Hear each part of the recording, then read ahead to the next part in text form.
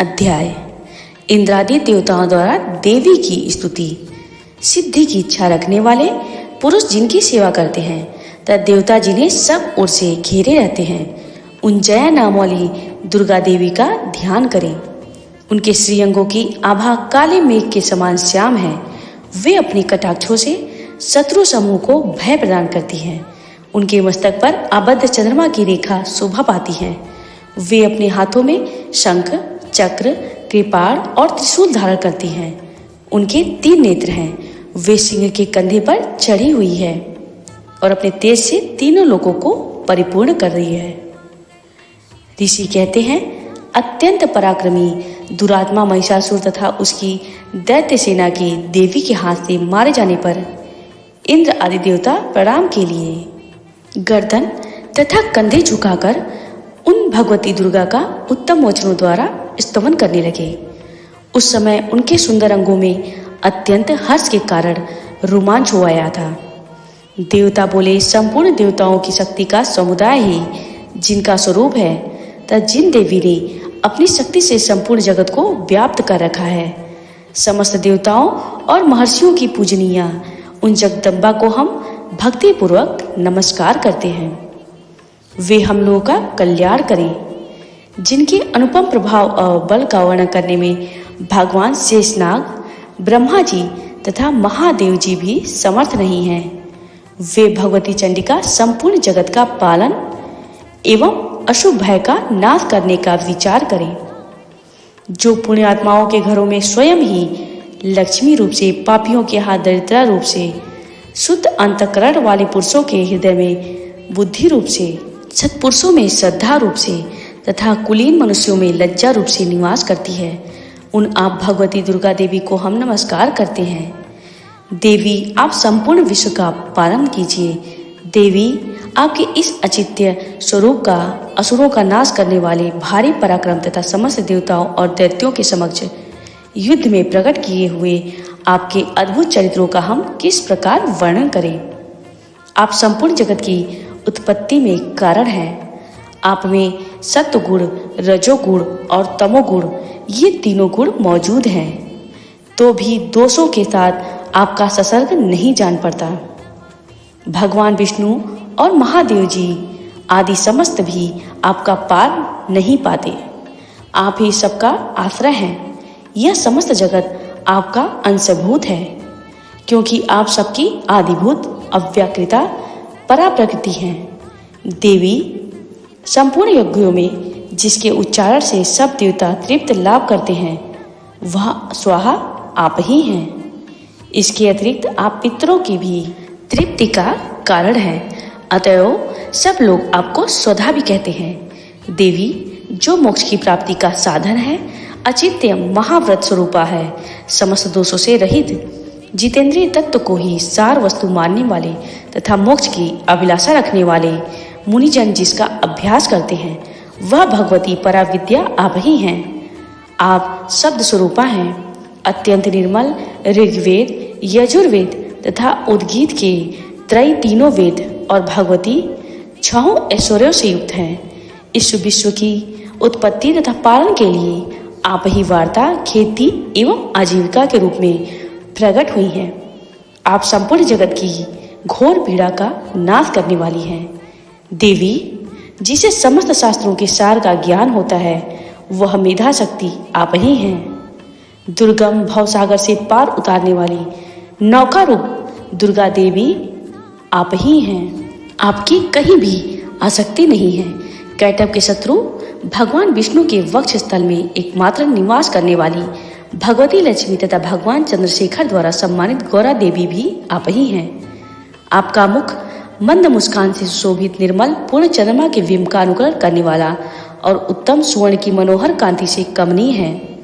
तो भी उसे देखकर महिषासुर को क्रोध हुआ और सहसा उसने उस पर प्रहार कर दिया। यह बड़े आश्चर्य की बात है कि देवी, वही मुख जब क्रोध से युक्त होने पर उदय काल के चंद्रमा की भांति लाल और तनी हुई भवों के कारण विकराल हो उठा, तब उसे देखकर जो महिषासुर के प्राण तुरंत नहीं निकल गए, यह उससे बढ़कर आश्चर्य की बात है। क्योंकि क्रोध में भरे हुए यमराज को देखकर भला कौन जीवित रह सकता है। देवी, आप प्रसन्न हो। परमात्मा स्वरूपा, आपके प्रसन्न होने पर जगत का अभ्युदय होता है और क्रोध में भर जाने पर आप तत्काल ही कितने कुलों का सर्वनाश कर डालती हैं। यह बात अभी अनुभव में आई है, क्योंकि महिषासुर की इस विशाल सेना क्षण भर में आपके कोप से नष्ट हो गई है। सदा अभ्युदय प्रदान करने वाली आप जिन पर प्रसन्न रहती हैं, वे ही देश में सम्मानित हैं। उन्हीं को धन और यश की प्राप्ति होती है। उन्हीं का धर्म कभी शिथिल नहीं होता तथा वे ही अपने हुष्ट पुष्ट स्त्री, पुत्र और भृत्यों के साथ धन्य माने जाते हैं। देवी, आपकी कृपा से पुण्यात्मा पुरुष प्रतिदिन अत्यंत श्रद्धापूर्वक सदा सब प्रकार के धर्मानुकूल कर्म करता है और उसके प्रभाव से स्वर्ग लोक में जाता है। इसलिए आप 3 लोकों में निश्चय ही मनोवांछित फल देने वाली हैं। माँ दुर्गे, आप स्मरण करने पर सब प्राणियों का भय हल देती हैं और स्वस्थ पुरुषों द्वारा चिंतन करने पर उन्हें परम कल्याणमयी बुद्धि प्रदान करती हैं। दुख, दरिद्रता और भय हरने वाली देवी, आपके सिवा दूसरी कौन है जिसका चित्त सबका उपकार करने के लिए सदा ही दयार्द रहता हो। देवी, इन राक्षसों के मारने से संसार को सुख मिले तथा ये राक्षस चिरकाल तक नरक में रहने के लिए भले ही पाप करते रहे हों, इस समय संग्राम में मृत्यु को प्राप्त होकर स्वर्गलोक में जाएं, निश्चय ही यही सोचकर आप शत्रुओं का वध करती हैं। आप शत्रुओं पर शस्त्रों का प्रहार क्यों करती हैं? समस्त असुरों को दृष्टिपात मात्र से ही भस्म क्यों नहीं कर देती? इसमें एक रहस्य है, ये शत्रु भी हमारे अस्त्र शस्त्रों से पवित्र होकर उत्तम लोकों में जाएं। इस प्रकार उनके प्रति भी आपका विचार अत्यंत उत्तम रहता है।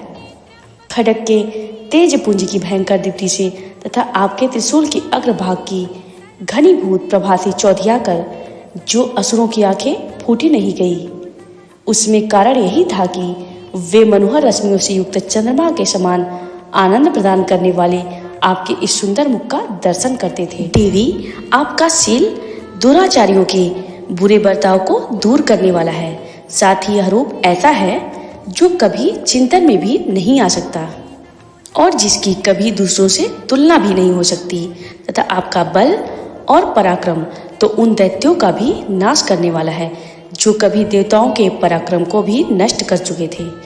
इस प्रकार आपने शत्रुओं पर भी अपनी दया ही प्रकट की है। वरदायिनी देवी, आपके इस पराक्रम की किसके साथ तुलना हो सकती है तथा शत्रुओं को भय देने वाला एवं अत्यंत मनोहर ऐसा रूप भी आपके सिवा और कहाँ है? हृदय में कृपा और युद्ध में निष्ठुरता, ये दोनों बातें तीनों लोगों के भीतर केवल आप में ही देखी गई है। माता, आपने शत्रुओं का नाश करके इस समस्त त्रिलोकों की रक्षा की है। उन शत्रुओं को भी युद्ध भूमि में मारकर स्वर्गलोक में पहुंचाया है तथा उन्मत्त दैत्यों से प्राप्त होने वाले हम लोगों के भय को भी दूर कर दिया है। आपको हमारा नमस्कार है। देवी, आप शूल से हमारी रक्षा करें। अंबिके, आप खड्ग से भी हमारी रक्षा करें तथा घंटा की ध्वनि और धनुष की टंकार से भी हम लोगों की रक्षा करें। चंडिके, पूर्व, पश्चिम और दक्षिण दिशा में आप हमारी रक्षा करें। ईश्वरी, अपने त्रिशूल को घुमाकर आप उत्तर दिशा में भी हमारी रक्षा करें। तीनों लोकों में आपके जो परम सुंदर एवं अत्यंत भयंकर रूप विचरते रहते हैं, उनके द्वारा भी आप हमारी तथा इस भूलोक की रक्षा करें।